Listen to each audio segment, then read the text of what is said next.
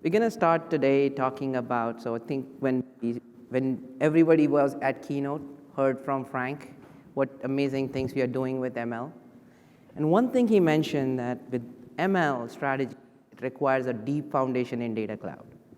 And why data cloud? Because it allows you to bring different signals from different partners, different customers, and different internal line of businesses, which can give you even better insights if you were working and on just collecting the data yourself and then creating insights.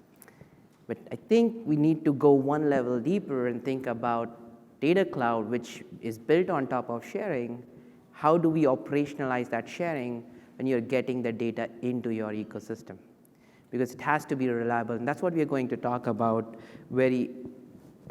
for most of my time, and then I will hand over to Pramod. So my name is Amit Gupta. I'm the field CTO here at Snowflake. My primary role is collaboration with data and apps, which is basically I help customers who are looking to share data within their organization, across their organization with their business partners, or even with their customers looking to monetize the data. I work with them on how they do it. Today's agenda, I'll just walk you through. We'll talk about live sharing and some of the challenges with live sharing. If you're switching from the traditional methods of receiving data, which was FTPs and APIs, and when you move to shares, it seems all lovely and dreamy, but you need to be aware of certain things which we'll talk about. And that's the goal of this session. We'll go very deep. It's a technical session. I want to make sure that we level set from that perspective. So when you talk about live sharing, we talk about FTPs and APIs previously and now moving to live sharing is changing the game of how you deliver your data products to your consumers. And as a consumer, when you're receiving it, you are also you have different expectations. That it has to be delivered at my doorstep. It has to be delivered in my data warehouse, data lake, wherever I'm running my analytics and ML AI models. It has to be metered and it has to be usage-based, whatever I am consuming, just like your electricity bill. Whatever I'm consuming is what I should be paying for. That's where the dynamics is shifting for the data products, or the data providers who are looking to provide data products should be thinking from that perspective as well. Available instantly. As soon as I open my tap, water has to be there. And I'm looking at data shares. The data that I'm going to receive should be there, and it should be as fresh as it could be. It scales on demand whenever I need more data. I don't need to talk to the provider. Provider sends me the data and receive it. I was using 1 gigabytes of data. My data was at summarized level. Now I want more granular event level data. I should be able to get it from the same mechanism.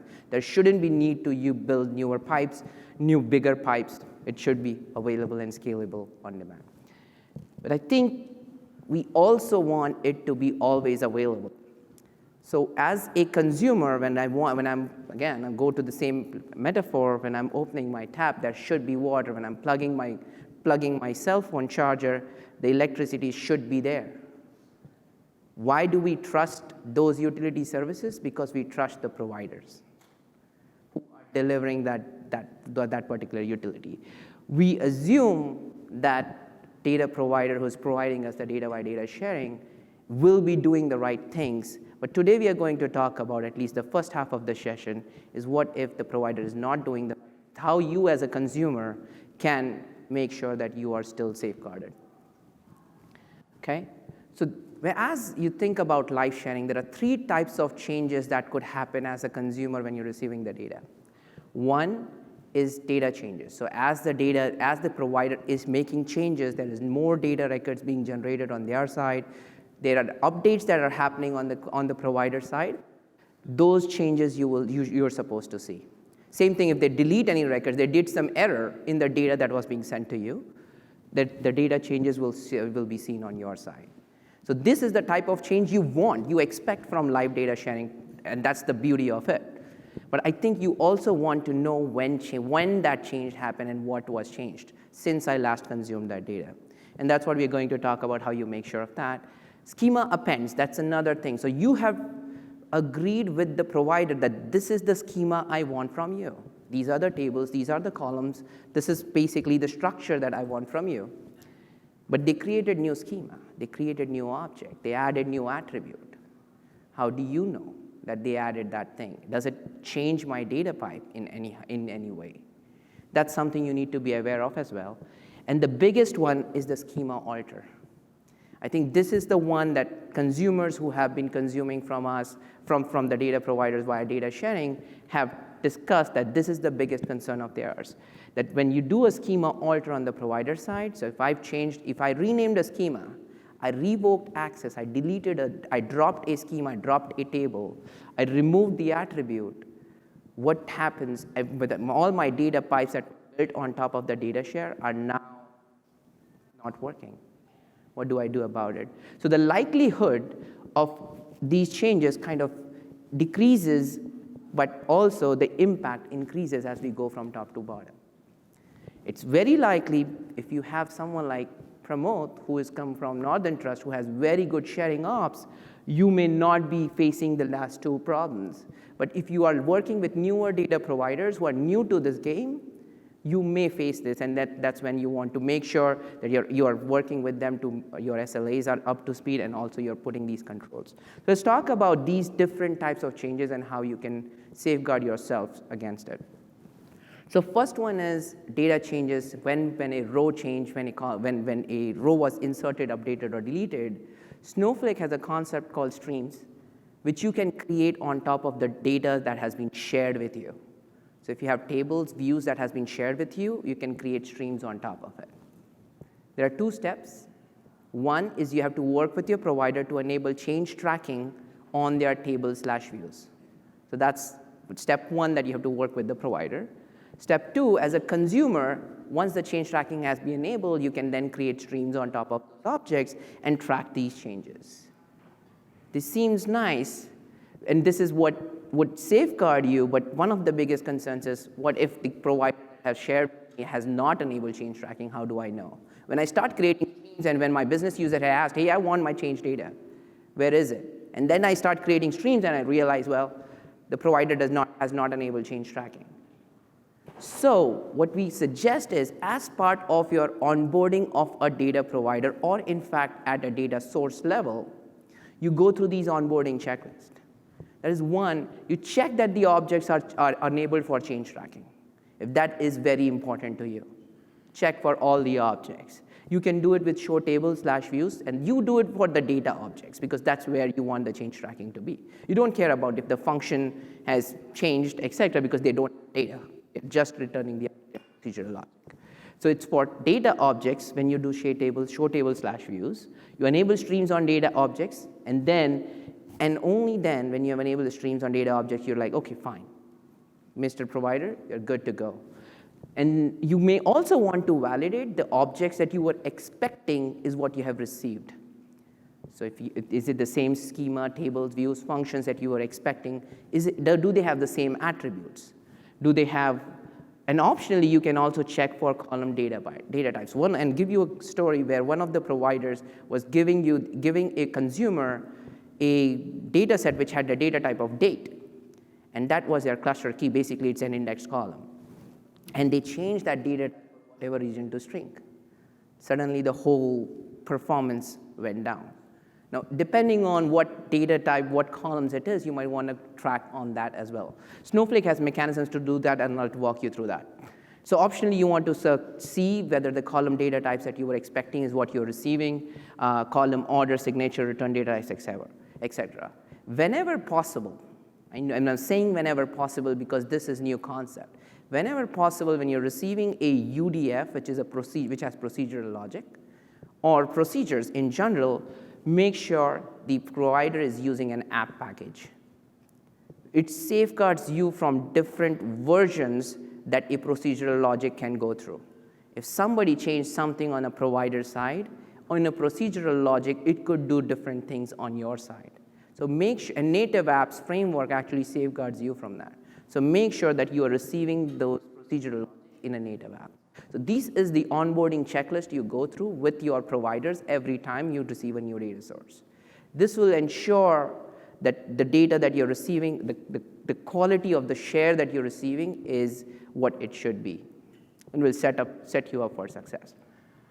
The second is schema drifts. So whether it's an append or an alter, append is not going to be disruptive to your pipelines because it's an append. You still expect getting all the objects that you were expecting, but the alters is where you will have an issue. So there are two concepts in Snowflake. One is information schema. So with every share that you receive, you get an information schema, which gives you the list of tables, columns, views, functions that are in that share. So you can track, and this is what we are talking about over here, that you can track what is the expected, which is basically you take a snapshot of the information view.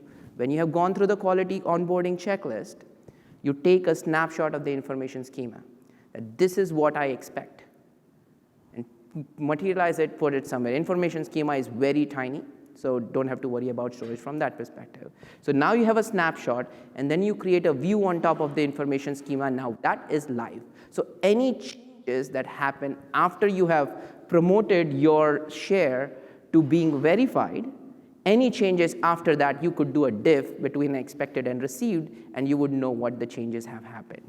And this particular method, we have tested that it allows you to monitor for creating, alter, rename, delete, revoke of schemas, objects, and at the attribute level. In fact, it allows you to do function signatures as well. So if you had a function, if a provider changed that function from 2-column signature to a 3-column or a 4-column signature, you would be aware that there was a function signature change, because your downstream apps who are using that functions will not be working at that point. So this is something I'm going to go, if we have time, I'm going to go through the demo of how all of this works. So that's something I want to talk to you about. That was like proactive monitoring. Basically, this is what we talked about. You receive a share from the provider. You go through the onboarding checklist. You verify it. And once you have verified it, you set up the schema drift monitor, which is basically taking a snapshot of the information schema. From there on, you say, my share is ready for use. You give it to your business users. You start monitoring your schema drifts from there on. If there is a drift detected, notify to your ops. If no drift is detected, set up the streams on the prod share and monitor the data changes, and the downstream processes should work as expected. If there is any change on the provider side, you would be notified through this mechanism, which is one of the biggest problems that we see. So if you set this up, you should be good. Okay. This is tier 1 sharing ops. Tier 2 is what we call that you ask the provider to provide you a staged share. And staged share is basically where they will stage all the next changes before they make those changes in the prod share. Okay? So the stage share is basically your pre-prod share that you receive. You make sure that all the changes that were received from them, you will test them in your pipelines and make sure they are good, they do not break your pipelines, and only then you say, okay, you're good to go, promote it to the prod share, and I'm going to take those changes. And this is common because every time you receive a data product, there will be new versions of it, which you want to test before you can actually plug it into your data pipe. So that's what the provider stage share does. It basically protects you against any changes in prod by provider. Now, your prod is a pristine, very well verified state of your share as compared to pre-provider state share could be the changes which you can test and go on. So this is the tier 2 level. Tier 3 is basically you are also saying, now I receive a share in my account which is in primary. Now I might have a DR side too, because I want to make sure if there are any outages in the primary region, I want to make sure my shares in the second region works as well. So in this case, as a consumer, you're asking not only for the pre-prod state share, but also you're asking for a DR share in the DR region. And this is the copy of the prod share. And all these tiers that I'm talking about, you make the decision share by share how mission critical the share is to my systems. You do not have to go all in, hey, I'm going to do DR share tier 3 for all my shares that I receive. You can evaluate share by share. And that's something you should do. I would highly recommend, because these do require some compute. At least the monitoring itself would require some compute. Finally, and this is, you say, I don't trust this provider at all. Zero trust. I have zero trust in this provider. I'm going to ask them for a pre-state share. I'm going to ask for the DR share. I'm going to set up the monitoring. But after all of this, I'm still going to create a materialization, a static copy in my Snowflake account. Although I'm receiving a live share, I do not trust them. I'm going to create a static copy. So even if there is a mess up on the provider side, I still always have a copy to go to. This could be your backup, is where I'm going. I'm not saying switch. This could be your final, that your downstream processes are using. It could be that you're going there, but it could also be a backup, and you're still going to the main share from the provider because you're getting live data, because there will be latency added when you add this materialization. Right? So that's something you should be aware of as well. And by the way, this materialization with dynamic tables, if you have heard about it from the keynote, we're announcing dynamic tables where you could create a table which has any complex SQL as its specification, and then the table would be materialized. From there on, any deltas in the dependent objects in the dynamic table will be then materialized and basically updated automatically. This is not available today on shares, but it will be coming soon right after Summit. So dynamic tables on shares, this is something you could do if you were looking to materialize. Today, you could do it with the streams on top of the data objects, and then you materialize based on that. But ideally, if you have not implemented this or thinking about it, I would suggest you to wait until dynamic tables on shares becomes available, just because it will simplify your operationalization of this. So this is the tier 3. You do not trust any of your providers at that. Well, again, I'm saying each of the tiers you evaluate share by share, data product by data product. You're not going to go all in for it, because certain data providers you do trust. And finally, I would say the most important thing is you want to still work with your provider on SLAs. Traditionally, when you receive data, you do not talk about availability SLA.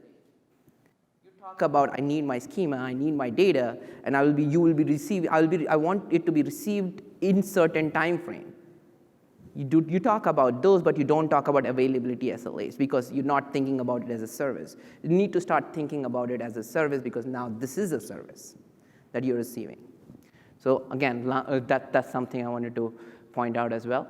So tier 1 monitoring that I was talking about, where how you can monitor the drifts in the schemas and the data changes.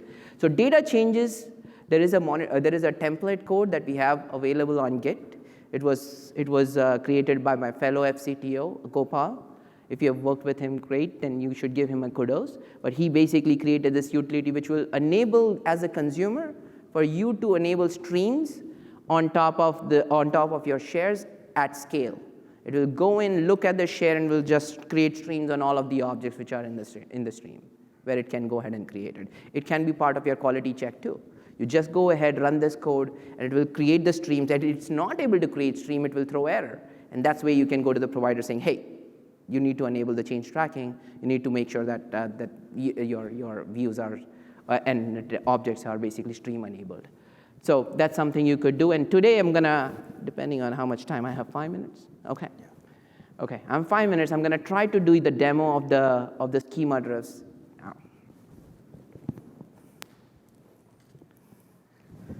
While he's setting up, was there a question from you? Okay. Okay. So here can you see it? Yeah. I'm just gonna go one notch up. Okay. Is visible for everybody? Just want to make sure. Good size, okay. So now, as a consumer over here, I have this consumer account and I have a provider account. I'm going to run show shares just to see what shares I have. I see this mutating share, conspicuous name, that I have received from my provider. It says, so I'm going to set this share and I'm going to create the database out of it. And the share name, the database name is mutating share DB in this case. So this database got created. I see certain tables, certain attributes, certain objects. I see the attributes. So I give this to my governance team, my data steward team. Hey, make sure that this is what we are expecting before I promote this for it to be ready for my operations. So I'm going to do that. I'm going to basically send it to the team, and they say, oh, OK, this looks good. All the objects look good. All the attributes look good. Now, I'm going to make sure that that the provider has enabled change tracking. So I'm going to run the show tables command. And again, if you use the utility, you can do all this at scale. So here is a customer table, and I see the change tracking column is off. OK?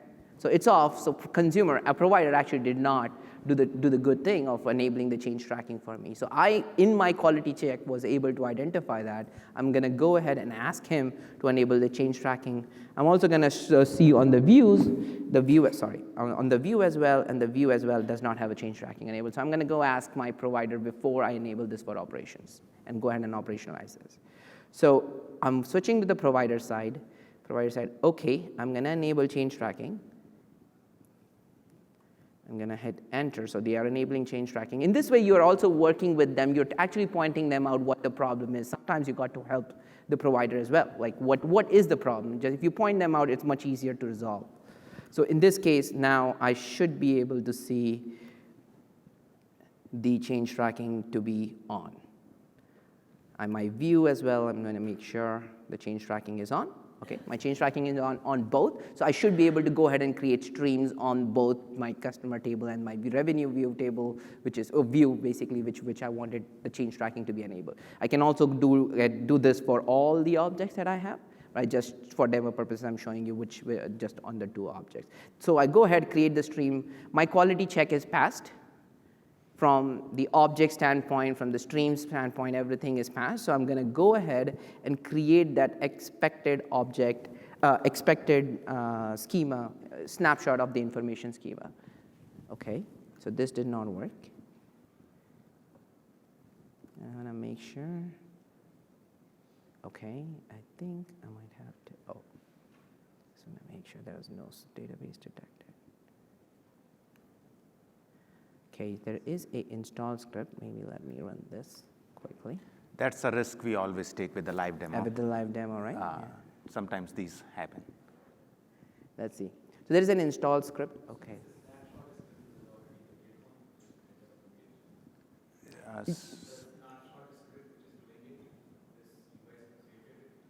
Yes, and this will be available on Git eventually. So we're working on making this available on Git. As of now, it doesn't exist. OK, so I think that should do. Let me give it a try again. OK, so this is going now. So basically, this is going to set up the expected information schema on my sharing ops database. So it should have created the sharing ops database.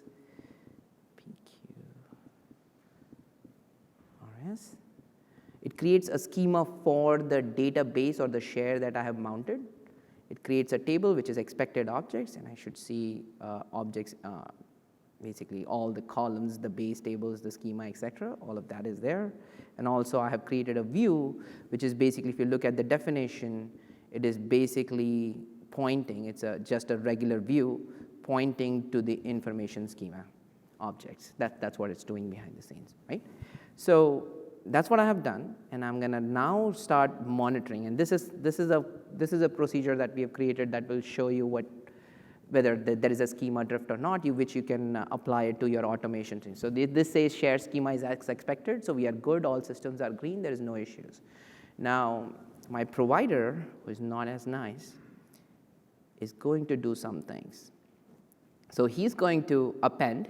So he's going to create a new schema and add it to the share, also adding a new table altogether, also adding a view,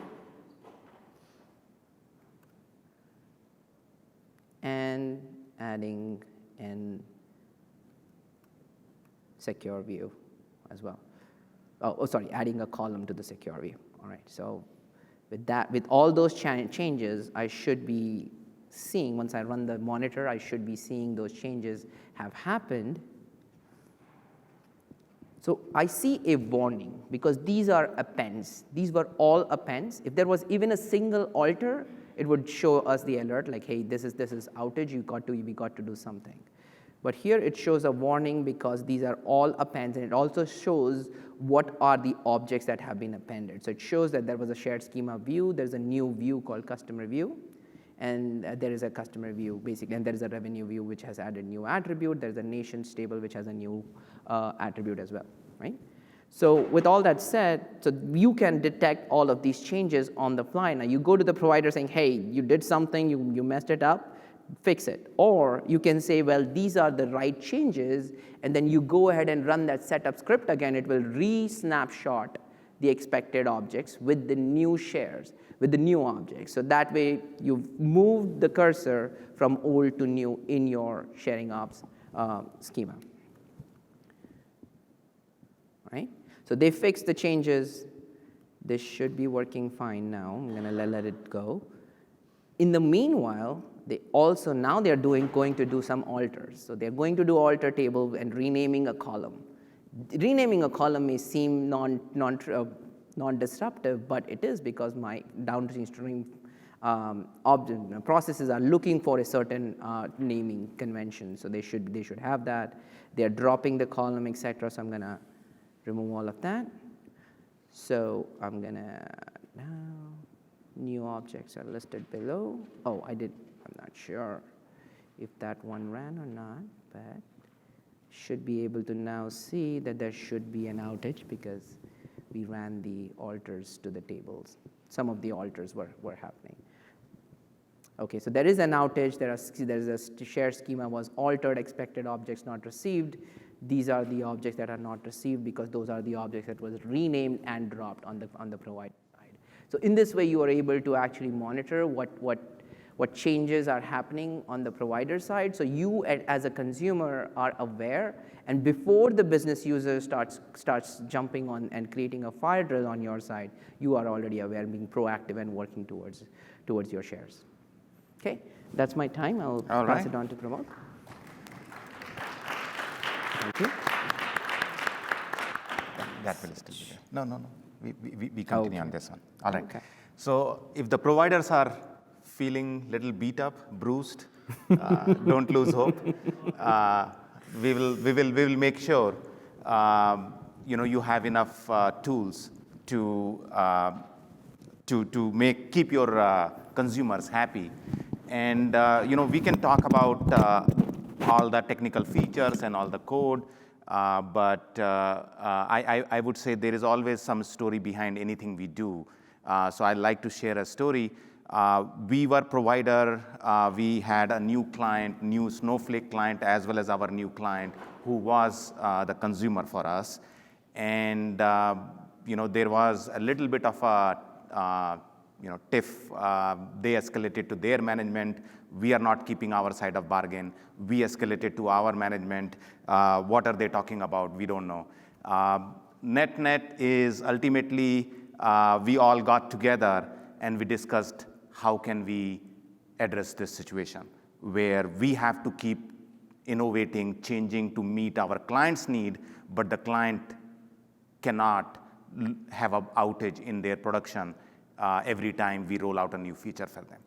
That's how we got together. I didn't know who he was until we met in a meeting like that where we were trying to come up with a solution.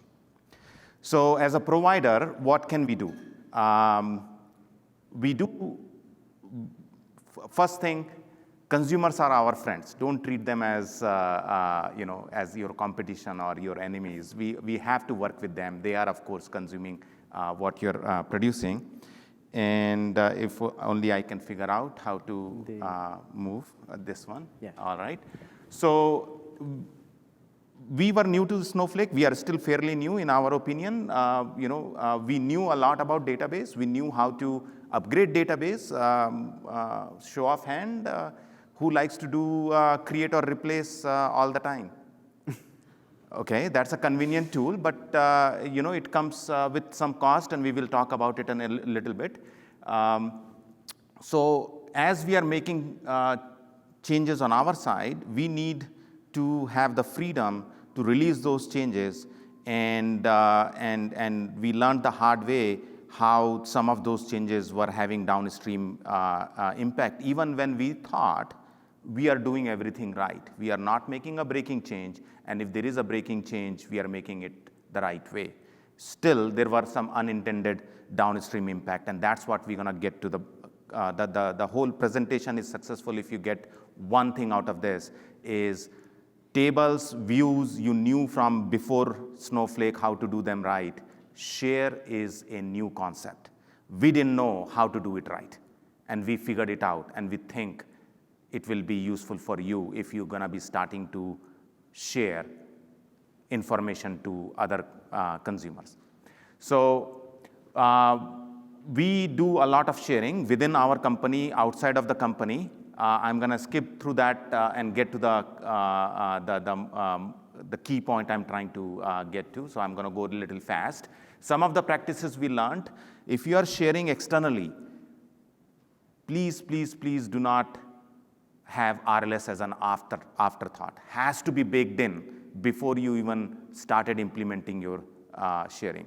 Last thing you want is your company's name or your name on the headlines that the data leaked. If it is internal share, it depends on your company policy. The other thing we like to do is, doesn't matter whether our consumer are a single account or multi-account. Does the term multi-account, single account kind of make sense? Are there folks in the room who are multi-account? So the term, okay, excellent. So the term multi-account exists. Do you create your dev database, UAT database, and prod database in the same Snowflake account, or do you use different? There are pros and cons. If you want to talk about it, you are in the wrong room. We're not going to talk about it. It's a little bit controversial. But you have to be prepared for your client to be either multi-account or a single account. If they are multi-account, you create multiple shares into their account so that they can try it out before they put it in the production. If they are multi-account, then you create different shares to different accounts. Key point, don't make assumption that they are multi-account or single account. So always create the share with a unique name. So if you are creating a UAT share, put the name UAT in it, prod share, prod name in it, so that you are able to use the same code on your side to create the share, irrespective of whether your consumers are multi or single. The third point is what we're going to try to focus on. How do we do release on our side, which creates zero disruption or close to zero disruption to our consumers? All right. The next two are just free tidbits. Share tables when feasible, especially if you are using it for internal consumptions. There is a cost to having secure view on the share. Your query optimizations don't flow through as well in certain scenarios, not all the case. So that's one tip. Enable change tracking. I'm not going to beat that to the death because we talked about it that already. That's definitely a very important thing to do. All right, let's keep going. So what did we do? We followed certain practices, and we're going to go through that in a second. So first thing we do is, before we build the solution for our consumer, we usually set up a call for half an hour. Call is over in 15 to 20 minutes. And in that call, we request somebody with the account admin permission on their side is available. And we basically create a share. And we share something. That something, of course, should not be a business data because it is the first time you're going to share something. So we share, my Costco shopping list. And once the other side says, yep, they are able to see it, we end the call. Now we have the pipe established for sending the data, and we start building the solution. And once they have the solution, once we have the solution ready and they are ready to test it, we start putting the business data out there. Even while sharing my Costco shopping list, we make sure RLS is working right. So that's the key point to take away from this slide. They don't want to see what kind of wine selection I have, right? All right. This we already touched upon, prod, pre-prod. Of course, we keep a dev share as well. We do not enable anything for them to see on our dev share. We keep it for a day, which hopefully we will never see. There is an outage in the prod. They need a fix immediately in an hour. We have the fix ready because one of the developer has a cool idea. How do we test? Do we have to promote it to UAT only to find it has to be tweaked again? At that point, at least we have a dev share for them to quickly test it out. So for some corner situation, we keep that. We never share anything on that. But UAT and prod are the two environments where we ensure our clients have access all the time. And we do not push anything to prod until they sign off on the UAT. This is also the state shares that we talked about earlier. Yes, different terminology, same concept. Same concept. All right. Now, this is a little bit dense. I'll try to parse it, and if we get this slide, we can end. But if you want to see the code behind this, you can stick around. So, one of the greatest challenge, whether you're a provider or consumer, doesn't matter, is how to automate database upgrade, right? If you are from software engineering background, they have made leaps in how the software is released. They can even release one feature at a time, even though the whole set of software has been pushed out. On data engineering side, we are still making some progress, but we are still struggling with it. If I have to do a major upgrade where new tables are there, existing tables are changing, new joins are happening in views, pressing a button and having that release go through makes you nervous. And Snowflake has introduced some new concepts which makes us really nervous. Like, oh, what, you're going to do a database upgrade without taking a backup? I'm going to have a heart attack, right? So we have to adjust to the new reality. There is no tape backup. You have to work with clones. You have to work with time travels. What we need to fit into that whole situation is we kind of figured out how to do it for table, for views, schemas, maybe database. I can drop the database, recreate it if I have a copy of the database to restore all my data. What do I do with the share? Every time I drop and recreate a view or a table I have shared, the downstream consumer is going to call me and say, you broke me. Because the moment you recreate, you call create or replace on anything shared, that thing is not shared anymore. You have to redo the share, all right? And that's what we finally figured out. How can we handle all the different scenarios in one set of steps? So it doesn't matter it is a new table, a table getting unshared. Don't forget about that. Sometimes you will regret, why did I share this? Because they are complaining about it. Let me unshare, right? So you need to handle all those scenarios. So here is the secret sauce.